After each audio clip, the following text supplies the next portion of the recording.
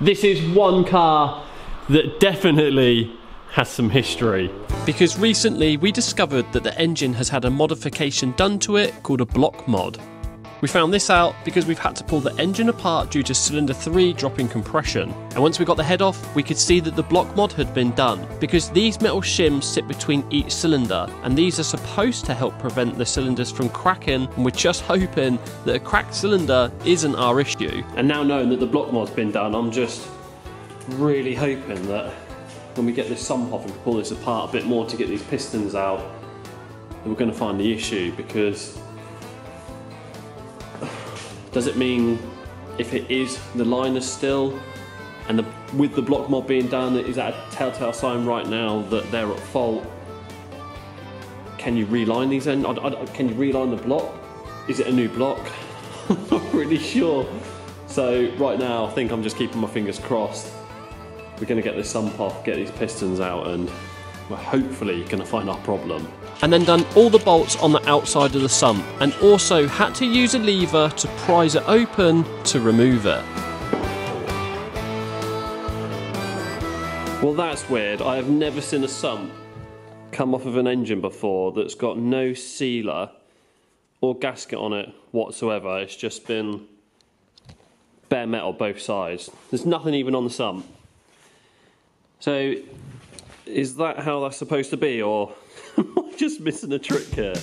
And now to get the piston out of cylinder 3, which sits directly under the oil pickup here. And to remove it, I need to remove these 2 bolts. I could then undo the 2 bolts on the bottom of the piston, which is bolted to the crankshaft. Remove the cap, so I could then get my hand in the block of the engine to push the piston down through the cylinder so I could remove it from the top. And then I should just be able to pull this out.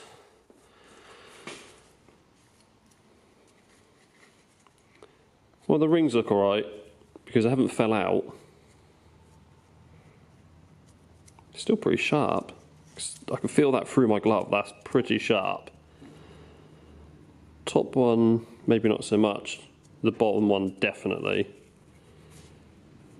Even the wear indicators look right. So these black bits on the piston here, these are wear indicators.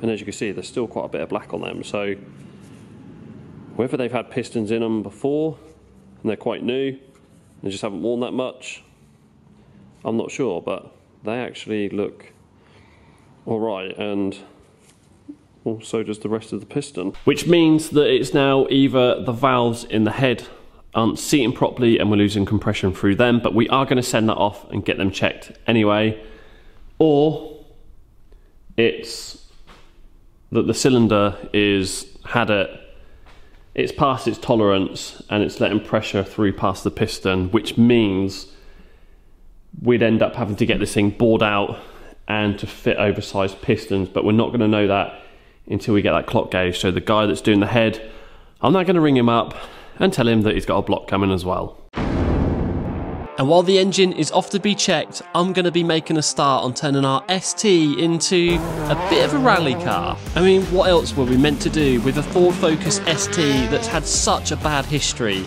and also a car that's been so good off-road through the years? Apart from, ours is going to be a little less Colin McRae and a bit more Dakar.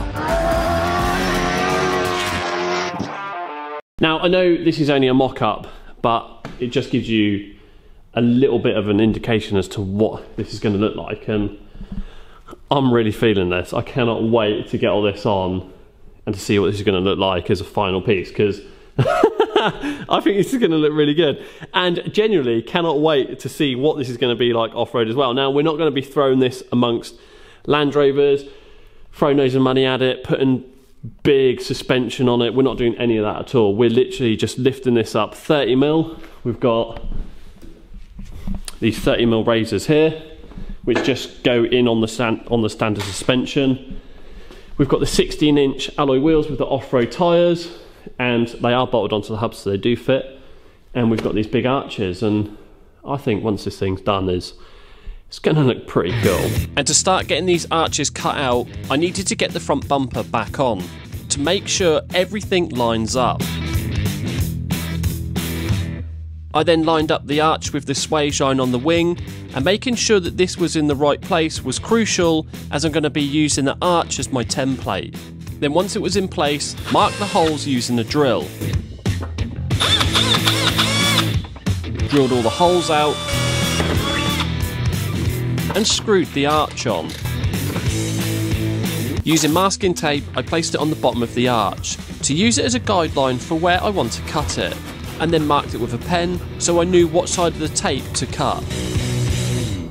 I then removed the arch and marked 15mm under each hole I just drilled to join them all up to use it as a guideline to cut the arch out as evenly as possible. And then using masking tape as a guide, I joined all of the marks up.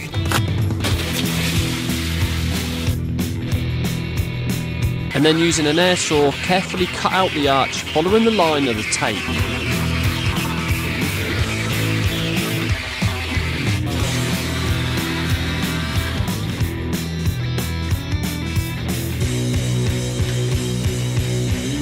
Oh no, this poor car.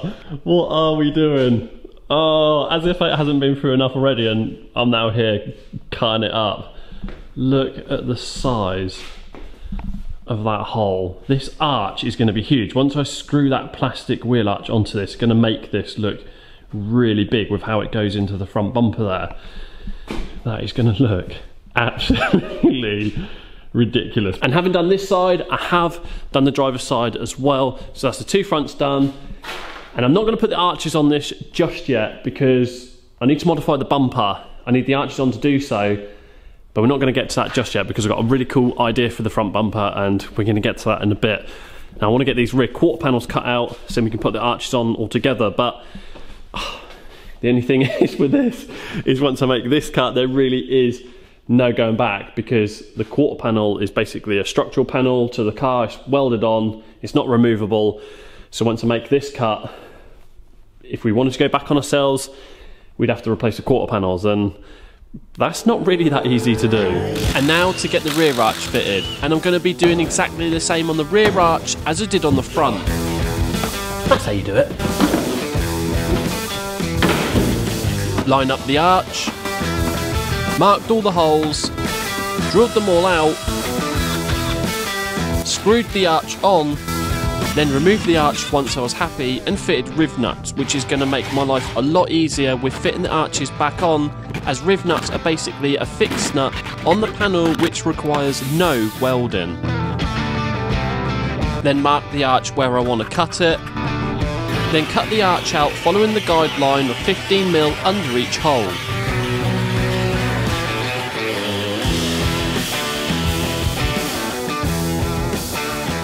And removing the rear arch once it was cut out was a little bit more difficult than the front, as this was glued onto the inner arch.